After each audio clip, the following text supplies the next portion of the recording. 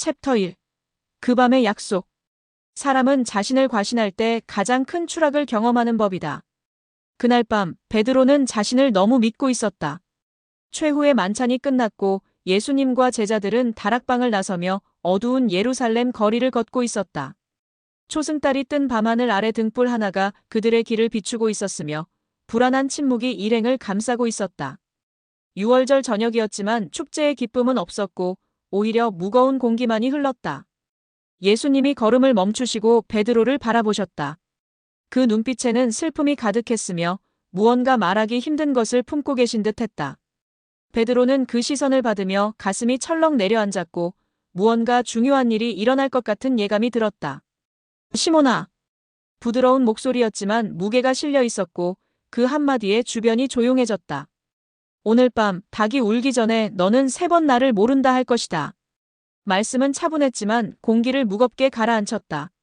베드로의 심장이 빠르게 뛰기 시작했고 순간 숨이 막히는 듯 했다. 3번이나 주님을 모른다고 하다니 그것은 상상조차 할 수 없는 일이었다. 주여! 베드로는 즉각 반응하며 목소리에 힘을 실었다.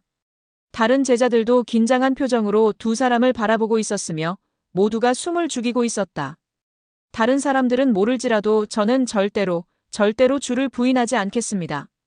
죽는 한이 있어도 주님과 함께 하겠습니다. 감옥에 가더라도 십자가에 매달리더라도 주님 곁을 떠나지 않겠습니다. 확신에 찬 목소리였고 그 어떤 의심도 없는 다짐이었다. 베드로는 진심이었으며 자신의 충성심을 조금도 의심하지 않았다. 그는 주님을 위해 목숨을 바칠 준비가 되어 있었고 그것을 증명하고 싶었다. 예수님은 아무 말씀도 하지 않으셨지만 그 눈빛이 베드로의 영혼 깊은 곳까지 꿰뚫고 있었다. 슬픔과 연민, 그리고 이미 알고 계신다는 듯한 그 표정이 베드로를 불편하게 만들었다. 주님은 미래를 보고 계셨고 베드로가 얼마나 약한 존재인지 알고 계셨다. 시몬아, 사탄이 너희를 밀가부르듯 하려고 요구했다. 그러나 내가 너를 위해 기도했노니 내 믿음이 떨어지지 않도록 말이다. 너는 돌이킨 후에 내 형제를 굳건하게 하라. 바람이 불었고 올리브 나무 잎들이 바스락거렸다. 베드로는 그 말씀의 의미를 완전히 이해할 수 없었으며 다만 자신만은 다르다고 자신만큼은 끝까지 함께할 것이라 굳게 믿고 있었다. 그의 마음속에는 확신이 가득했고 두려움은 없었다. 다른 제자들도 입을 모았다. 저희도 주님과 함께 죽겠습니다. 하지만 예수님은 슬픈 미소를 지으시며 고개를 저으셨고 다시 걸음을 옮기셨다. 겟세마네 동산을 향한 발걸음은 무거웠으며 침묵 속에서 불안이 점점 커져만 갔다. 겟세마네 동산에 도착했을 때 어둠은 더 짙어져 있었고 고요함 속에서 오직 바람 소리만 들렸다. 올리브 나무들이 오래된 그림자를 드리우고 있었으며 달빛마저 구름에 가려져 있었다. 베드로는 몰랐다. 이 밤이 자신의 인생에서 가장 긴 밤이 될 것이며 가장 뼈아픈 기억으로 남을 것이라는 사실을 말이다. 그는 자신의 약함을 알지 못했고 앞으로 다가올 시험의 무게를 짐작조차 하지 못했다. 챕터 2. 체포의 밤. 예수님은 조금 떨어진 곳에서 홀로 기도하고 계셨고 제자들은 지쳐서 잠들어 있었다. 베드로도 깊은 잠에 빠져 있었으며 곧 닥칠 폭풍을 전혀 예상하지 못하고 있었다. 주님의 고통스러운 기도 소리가 바람에 실려왔지만 제자들은 그것조차 듣지 못한 채 잠들어 있었다.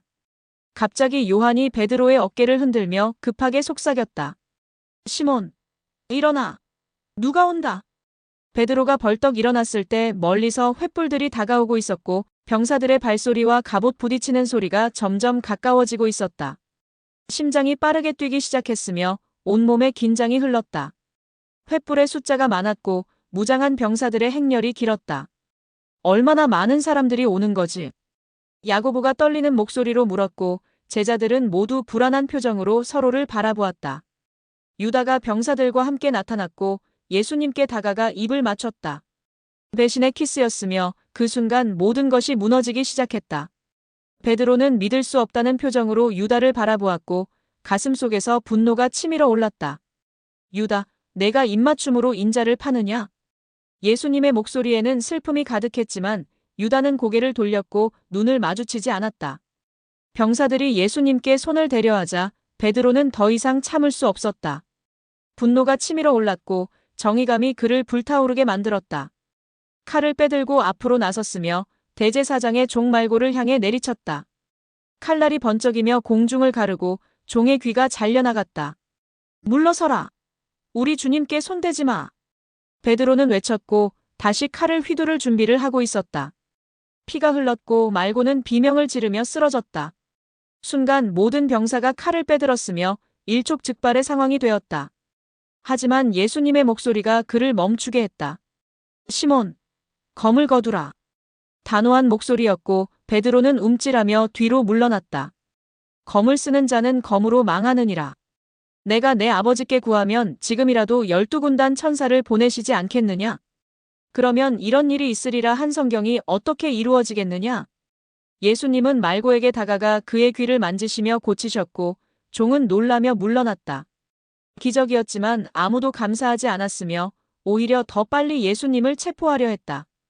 베드로의 손에서 칼이 떨어졌고 그 소리가 고요한 밤을 찢었다. 그는 무력감을 느꼈으며 자신이 무엇을 해야 할지 알 수 없었다. 주님을 지키고 싶었지만 막을 수 없었고 싸우고 싶었지만 허락되지 않았다. 병사들이 예수님을 붙잡아 끌고 갔으며 제자들은 뿔뿔이 흩어졌다.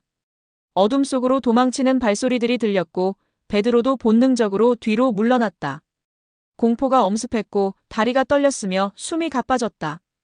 베드로는 숨이 막혔고 자신이 지키려던 것이 무엇이었는지 혼란스러워졌다. 정의가 무너졌으며 그와 함께 그의 확신도 흔들리기 시작했다. 방금 전까지 주님을 위해 목숨을 바치겠다던 그 다짐은 어디로 갔는가? 검을 휘두르던 그 용기는 왜 이렇게 빨리 사라져버렸는가? 하지만 완전히 떠날 수는 없었다. 베드로는 멀리서라도 주님을 따라가기로 했고 어둠 속에 숨어 예수님이 끌려가는 것을 지켜보았다. 챕터 3. 두려움의 그림자. 베드로는 멀찍이 떨어져 예수님을 따라갔다. 가까이 가고 싶었지만 다가갈 용기가 없었고 발걸음은 무거웠으며 마음은 찢어지는 듯했다. 다른 제자들은 모두 도망쳤지만 베드로만큼은 끝까지 따라가고 싶었다. 비록 멀리서지만 주님을 지켜보고 싶었고 혹시 모를 상황에 대비하고 싶었다. 요한도 함께 따라오고 있었고 두 사람은 서로 눈빛을 교환하며 조용히 걸었다.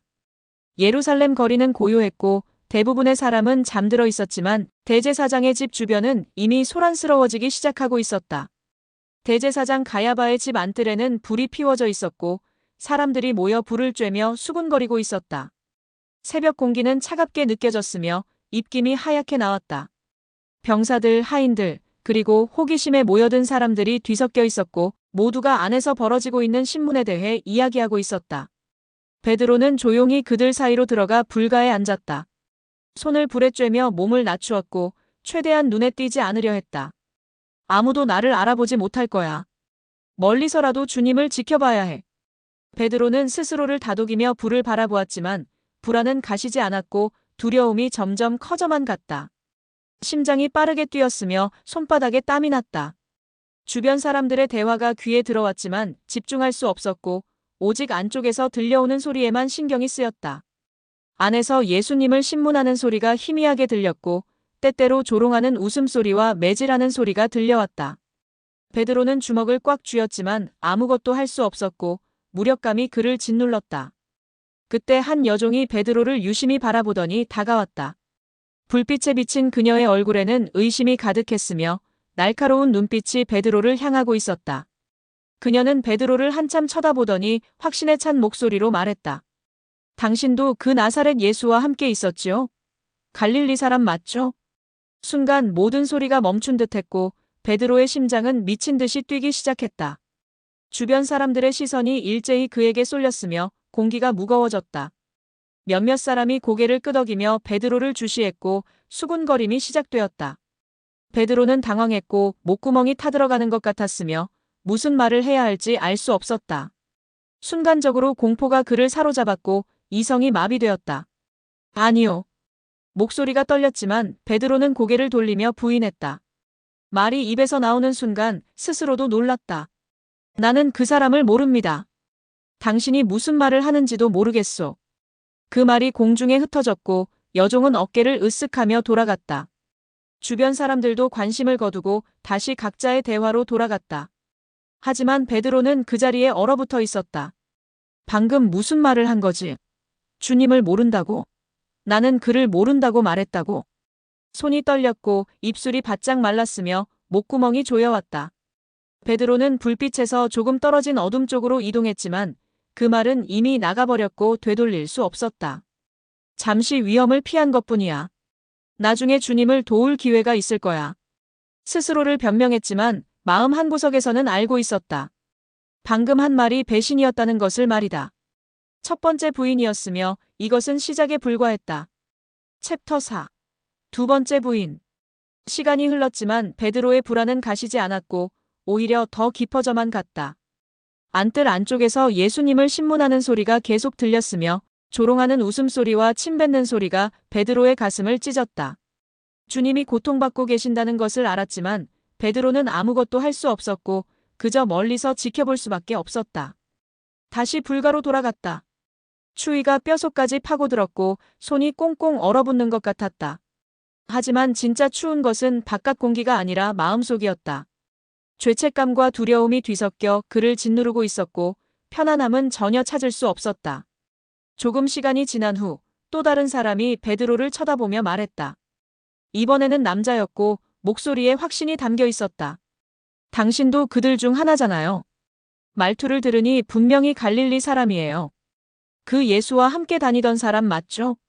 주변 사람들이 다시 베드로를 쳐다보았고 몇몇은 고개를 끄덕이며 동의했다. 억양이 그를 드러내고 있었으며 갈릴리 사람 특유의 말투가 베드로를 의심받게 만들고 있었다. 아니라니까요. 베드로는 이번에는 더 강하게 부인했고 목소리에 짜증을 섞었다. 첫 번째보다 더 쉽게 거짓말이 나왔으며 주저함도 없었다. 나는 그 사람을 모른다고 했잖아요. 왜 자꾸 저한테 그런 걸 물으십니까? 목소리를 높이자 사람들이 약간 물러났고 더 이상 추궁하지 않았다. 베드로는 안도의 한숨을 쉬었지만 동시에 자신이 무엇을 하고 있는지 깨닫기 시작했다. 두 번째 거짓말이었으며 첫 번째보다 더 쉽게 나왔다. 거짓말은 눈덩이처럼 커져갔고 베드로는 그 속에서 점점 깊이 빠져들고 있었다. 한 번 시작된 부인은 멈출 수 없는 것처럼 보였고 두려움이 그를 계속해서 밀어붙이고 있었다. 불빛에 비친 베드로의 그림자가 흔들렸으며 그의 내면도 함께 무너지고 있었다. 주님을 지키겠다던 다짐은 어디로 갔는가? 죽는 한이 있어도 함께하겠다던 맹세는 무엇이었는가? 칼을 휘두르며 보여주었던 그 용기는 이제 어디에 있는가? 베드로는 자신이 누구인지 잊어가고 있었으며 두려움이 그를 완전히 집어삼키고 있었다. 주님의 얼굴이 떠올랐지만 곧 지워버렸다. 지금은 살아남아야 했고 들키면 안 되었으며 체포당해서는 안 되었다. 조금만 더 참자. 조금만 더 버티면 된다. 스스로에게 말했지만 그 말이 공허하게 들렸고 아무런 위로가 되지 않았다. 챕터 5. 닭이 울기 전. 1시간쯤 지났을까? 동쪽 하늘이 조금씩 밝아오기 시작했고 새벽이 다가오고 있었다. 베드로는 여전히 안뜰에 있었으며 떠날 수도 없고 머물 수도 없는 어정쩡한 상태로 서 있었다. 또 다른 사람이 확신에 찬 목소리로 말했다. 이번에는 여러 사람이 함께 있었고 그들은 베드로를 둘러싸기 시작했다. 이 사람도 분명 그와 함께 있었습니다. 갈릴리 사람이니까요. 내가 겟세마네 동산에서 봤어요. 이 사람이 검을 휘두르는 걸 직접 봤다고요. 내 친척의 귀를 자른 사람이 바로 이 사람입니다. 이번에는 피할 수 없었다. 목격자가 있었고 증거가 있었으며 여러 사람이 동의하고 있었다. 사람들이 베드로를 애워쌌고 도망칠 곳도 없었으며 변명할 여지도 없었다. 맞아, 저 사람 말투 들어봐. 분명 갈릴리 사람이야. 겟세마네에 있었던 거 확실해. 나도 봤어. 예수의 제자 중 하나야. 틀림없어. 베드로는 완전히 궁지에 몰렸으며 공포가 그를 사로잡았고 이성이 완전히 마비되었다. 체포될 것 같았고 신문당할 것 같았으며 십자가에 매달릴 것 같은 두려움이 엄습했다. 나는 그 사람을 모른다니까. 베드로는 소리를 질렀고 저주까지 섞어가며 맹세했다. 목소리가 떨렸지만 더 크게 외쳤으며 자신의 말을 믿게 하려고 온 힘을 다했다. 하나님께 맹세코 나는 그 사람을 알지 못합니다. 당신들이 말하는 그 사람이 누군지도 모르겠소. 내가 거짓말하면 천벌을 받아도 좋소. 저주와 맹세가 뒤섞였고 베드로는 자신이 무슨 말을 하는지도 모른 채 계속 부인했다. 세 번째 거짓말이었으며 가장 강력한 부인이었고 가장 끔찍한 배신이었다. 바로 그 순간이었다. 꽃기호 마이너스. 닭이 울었다. 새벽을 알리는 소리였지만 베드로에게는 심판의 나팔처럼 들렸다. 온몸이 얼어붙었으며 시간이 멈춘 듯했고 세상의 모든 소리가 사라졌다. 오직 그 닭 울음소리만이 귓가에 울려 퍼졌고 영혼을 찢는 것 같았다. 바로 그때 예수님이 고개를 돌려 베드로를 바라보셨다. 멀리 떨어져 있었지만 그 눈빛은 또렷했으며 베드로의 영혼 깊숙이 스며들었다.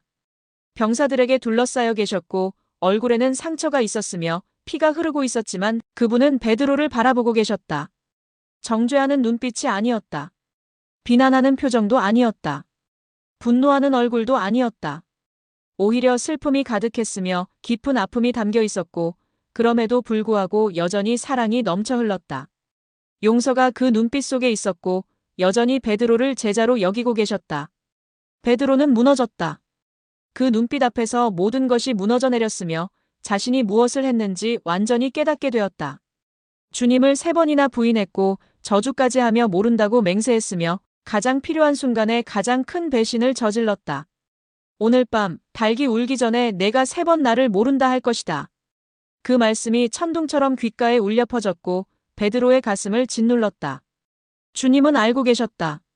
처음부터 모든 것을 아셨고 그럼에도 불구하고 베드로를 사랑하셨으며 기도해 주셨고 용서하려 하셨다. 눈물이 쏟아졌고 다리에 힘이 풀렸으며 숨을 쉴 수 없었다. 챕터 6. 무너진 새벽. 베드로는 안뜰을 빠져나와 거리로 뛰쳐나갔다. 어디로 가는지도 모른 채 무작정 달렸으며 숨이 차올랐지만 멈출 수 없었고 눈물이 흐르고 있었지만 닦을 여유도 없었다. 사람들의 시선이 따가웠지만 신경 쓸 겨를이 없었고 오직 그 자리에서 벗어나는 것만이 급했다. 좁은 골목으로 어두운 뒷길로 아무도 없는 곳으로 달렸다. 발이 돌부리에 걸려 넘어질 뻔했지만 간신히 버텼고 다시 일어나 계속 뛰었다. 폐가 터질 것 같았고 심장이 폭발할 것 같았으며 온몸이 비명을 지르고 있었다. 어두운 골목 막다른 곳에 멈춰 섰을 때 더 이상 참을 수 없었다. 무릎이 꺾였고 베드로는 바닥에 주저앉아 울부짖기 시작했다. 소리 없이 울다가 점점 목소리가 커졌으며 마침내 통곡으로 변했다. 주여, 주여. 목소리가 떨렸고 눈물이 멈추지 않고 쏟아졌으며 온몸이 경련하듯 흔들렸다. 돌바닥에 이마를 대고 울었으며 주먹으로 땅을 쳤다. 나는 주를 모른다 했나이다. 자책감이 밀려왔고 죄책감이 그를 짓눌렀으며 수치심이 그를 집어삼켰다. 자신이 그토록 자랑하던 충성은 어디로 갔는가? 죽기까지 함께하겠다던 맹세는 얼마나 쉽게 깨어졌는가? 주님을 위해 칼을 빼들었던 그 용기는 왜 여종 하나 앞에서 무너졌는가? 베드로는 자신을 용서할 수 없었고 주님을 바라볼 수도 없었으며 제자라 불릴 자격도 없다고 느꼈다. 돌이킬 수 없는 일을 저질렀고 회복할 수 없는 관계를 파괴했으며 영원히 용서받지 못할 죄를 지었다고 생각했다. 용서하소서. 용서하소서. 계속 중얼거렸지만 용서받을 자격이 있을까? 3번이나 부인한 자가 저주까지 하며 모른다고 맹세한 자가 어떻게 다시 주님 앞에 설 수 있을까? 새벽 안개가 거리를 덮고 있었고 어둠은 아직 완전히 물러가지 않았으며 베드로의 마음도 깊은 밤 속에 갇혀 있었다. 하늘은 조금씩 밝아오고 있었지만 베드로에게는 여전히 어둠뿐이었고 빛은 보이지 않았다. 멀리서 닭 울음소리가 다시 들렸고 그 소리는 베드로의 심장을 도려냈다. 매번 닭이 울 때마다 그 순간이 떠올랐고 주님의 눈빛이 생생하게 다가왔으며 자신의 말이 귓가에 맴돌았다. 나는 그 사람을 모릅니다. 그 말이 계속 반복되었고 지울 수 없었으며 평생 그를 괴롭힐 것 같았다. 돌길에 눈물이 떨어졌고 흙과 섞여 진흙이 되었으며 베드로는 한없이 작아져만 갔다. 위대한 어부도 용감한 제자도 충성스러운 친구도 아니었다. 그저 비겁한 배신자였고 거짓말쟁이였으며 주님을 버린 자였다. 주여, 용서하소서. 제가 무슨 짓을 한 겁니까? 하지만 용서받을 자격이 있을까? 다시 회복될 수 있을까? 주님은 이런 자를 여전히 사랑하실까? 베드로는 알지 못했다. 그분의 사랑이 얼마나 깊은지를, 그분의 용서가 얼마나 넓은지를, 그분의 은혜가 얼마나 크신지를 말이다. 지금은 절망뿐이었지만 회복의 날이 올 것이며 다시 일어설 수 있다는 것을 베드로는 아직 몰랐다. 챕터 7. 빈 바다에서 며칠이 지났고 십자가의 비극을 목격했으며 무덤에 묻히시는 것을 지켜봤다. 베드로의 마음은 여전히 어두웠고 죄책감은 사라지지 않았으며 자신을 용서할 수 없었다. 주님을 가장 필요한 순간에 버렸고 십자가까지 함께하지 못했으며 끝까지 지키지 못한 자신이 너무나 한심했다. 부활하셨다는 소식을 들었다. 여인들이 전했고 다른 제자들도 확인했으며 주님이 살아나셨다고 했다. 하지만 베드로는 주님을 대면할 용기가 없었다. 어떻게 얼굴을 들 수 있을까? 무슨 말을 할 수 있을까? 배신한 자가 감히 주님 앞에 설 수 있을까? 나는 물고기나 잡으러 가겠다. 베드로는 결국 갈릴리 호숫가로 돌아왔고 예전의 삶으로 돌아가려 했다. 제자의 삶은 끝났고 이제 다시 어부로 살아야 했으며 그것이 자신에게 어울리는 삶이라 생각했다. 다른 제자들도 함께했다. 도마, 나다나엘, 야고보, 요한. 모두 베드로를 따라 배를 탔고 밤새 그물을 던졌지만 한 마리도 잡지 못했다. 빈 그물만 계속 올라왔고 수고는 헛되었으며 밤은 길고 차가웠다. 새벽이 밝아올 무렵 누군가 해변에서 소리쳤다. 안개 속에서 흐릿한 형체가 보였지만 누군지 알 수 없었다. 얘들아, 고기를 잡았느냐? 아니요. 밤새 한 마리도 못 잡았습니다. 베드로가 지친 목소리로 대답했다. 그물을 배 오른편에 던져라. 그러면 잡을 것이다. 이상한 말씀이었지만 베드로는 그대로 했다. 그물을 던졌고 순식간에 무거워졌으며 그물이 찢어질 정도로 많은 고기가 잡혔다. 제자들은 놀라며 그물을 끌어올리려 했지만 너무 무거워서 배로 올릴 수 없었다. 요한이 깨달으며 베드로에게 말했다. 주님이시다. 그 말을 듣는 순간 베드로의 심장이 뛰기 시작했다. 주님? 저분이 주님이시라고? 베드로는 겉옷을 두르고 물에 뛰어들어 헤엄쳐 해변으로 갔다. 다른 제자들은 그물을 끌며 배를 저어왔다. 해변에 도착했을 때 주님이 숯불을 피워놓고 기다리고 계셨으며 떡과 생선이 준비되어 있었다. 따뜻한 불이었고 아침 식사가 준비되어 있었으며 주님은 미소 지으며 제자들을 맞이하셨다. 잡은 고기를 좀 가져오라.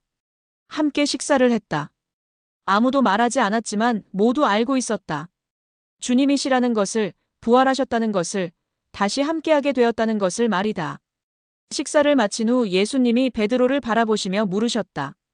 요한의 아들 시몬아, 내가 이 사람들보다 나를 더 사랑하느냐? 가슴이 뛰었고 목이 메었으며 베드로는 떨리는 목소리로 대답했다. 이 사람들보다 덜하는 말이 가슴을 찔렀다. 전에 자신이 다른 사람들과는 다르다고 자신만큼은 배신하지 않을 것이라고 자랑했던 그 말이 떠올랐다. 주님, 그러합니다. 제가 주님을 사랑하는 줄 주님께서 아십니다. 겸손한 대답이었고 더 이상 자랑하지 않았으며 주님께서 아신다는 것에 의지했다. 내 어린 양을 먹이라. 잠시 후 예수님이 다시 물으셨다. 요한의 아들 시몬아, 내가 나를 사랑하느냐? 베드로는 더 간절히 대답했다. 주님, 그러합니다. 제가 주님을 사랑하는 줄 주님께서 아십니다. 내 양을 치라. 세 번째 예수님이 물으셨다. 요한의 아들 시몬아, 내가 나를 사랑하느냐? 베드로는 근심하며 눈물을 흘렸다. 3번 부인했던 그 기억이 떠올랐고 이제 3번 고백하게 하시는 주님의 마음을 알았다. 주님은 회복시키고 계셨고 다시 세우고 계셨으며 용서하고 계셨다. 주님은 모든 것을 아십니다. 제가 주님을 사랑하는 줄을 주님께서 아십니다. 눈물이 흘렀지만 이번에는 기쁨의 눈물이었고 회복의 눈물이었으며 감사의 눈물이었다. 내 양을 먹이라. 그분은 3번 묻지 않으셨다. 3번 회복의 기회를 주셨으며 베드로를 다시 제자로 세우고 계셨고 새로운 사명을 주고 계셨다. 3번 부인한 죄를 3번 고백으로 덮으셨으며 과거를 지우고 미래를 열어주셨다. 챕터 8. 새벽의 눈빛. 해가 떠올랐고 새벽 하늘이 붉게 물들어 있었으며 갈릴리 바다가 황금빛으로 빛나고 있었다. 베드로는 주님을 바라보며 깊이 깨달았다. 그날 닭이 울던 새벽의 눈빛은 정죄가 아니었다. 사랑이었으며 용서였고 회복의 약속이었다. 주님은 베드로가 넘어질 것을 아셨지만 여전히 사랑하셨고 배신할 것을 아셨지만 여전히 제자로 여기셨으며 다시 돌아올 것을 아셨기에 기다리고 계셨다. 시몬아, 사탄이 너희를 밀가부르듯 하려고 요구했다. 그러나 내가 너를 위해 기도했노니. 그 말씀의 의미를 이제야 완전히 이해했다. 주님은 처음부터 알고 계셨고 그럼에도 불구하고 기도해 주셨으며 회복될 것을 믿고 계셨다. 주님은 베드로를 버리지 않으셨고 실패한 제자를 다시 일으켜 세우셨으며 새로운 사명을 주셨다. 양을 먹이고 양을 치고 목자가 되라는 사명이었다. 넘어졌던 자가 이제 다른 일을 일으키고 실패했던 자가 이제 다른 일을 강하게 하며 용서받은 자가 이제 다른 이에게 은혜를 전하게 되었다. 베드로는 더 이상 자신을 믿지 않았다. 자신의 힘으로는 아무것도 할 수 없다는 것을 뼈저리게 배웠으며 오직 주님의 은혜로만 살 수 있다는 것을 깨달았다. 자신의 확신이 아니라 주님의 사랑이 그를 지켰고 자신의 충성이 아니라 주님의 기도가 그를 회복시켰으며 자신의 능력이 아니라 주님의 능력으로 앞으로 나아가게 되었다. 주님, 이제야 알겠습니다. 베드로는 미소 지었고 눈물이 흘렀지만 이번에는 기쁨의 눈물이었으며 감사의 눈물이었고 소망의 눈물이었다. 당신은 저를 버리지 않으셨습니다. 제가 당신을 버렸지만 당신은 저를 끝까지 사랑하셨습니다. 바람이 불었고 파도가 부드럽게 밀려왔으며 새들이 노래했다. 세상은 아름다웠고 베드로의 마음도 평안했으며 미래는 희망으로 가득했다. 그날 닭이 울던 새벽 베드로는 무너졌지만 다시 일어났다. 주님의 눈빛이 그를 무너뜨렸고 동시에 다시 세웠다. 사랑의 눈빛이었으며 용서의 눈빛이었고 너는 여전히 내 제자다라고 말하는 눈빛이었다. 이제 베드로는 알았다. 진정한 힘은 자신의 확신이 아니라 주님의 사랑에서 나온다는 것을, 실패는 끝이 아니라 새로운 시작이 될 수 있다는 것을, 넘어진 자도 일어설 수 있다는 것을, 용서받은 자는 다른 일을 용서할 수 있다는 것을 말이다. 호숫가를 걸으며 베드로는 하늘을 올려다보았고 주님께 감사했다.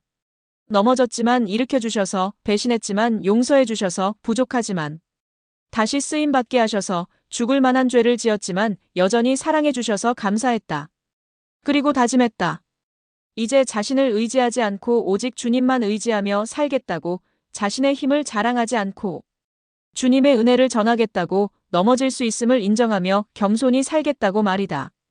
새벽의 눈빛은 여전히 베드로의 마음속에 남아있었고 그것은 사랑의 눈빛이었으며 용서의 눈빛이었고 영원한 은혜의 표시였다. 주님은 베드로의 실패를 아셨지만 여전히 사랑하셨고 약함을 아셨지만 여전히 쓰시려 하셨으며 죄를 아셨지만 여전히 용서하셨다. 그것이 은혜였고 그것이 사랑이었으며 그것이 복음이었다. 베드로는 그것을 평생 전하며 살게 될 것이고 그 사랑 때문에 끝까지 주님을 따르게 될 것이며 결국 십자가에 거꾸로 매달리는 순교로 그 사랑에 응답하게 될 것이었다. 하지만 지금 이 순간 갈릴리 호숫가의 아침, 베드로는 그저 감사했고 기뻤으며 평안했다. 주님이 함께 하시기 때문이었다. 끝까지 시청해주신 여러분 감사드립니다. 좋아요와 구독은 다음 영상을 위한 큰 힘이 됩니다.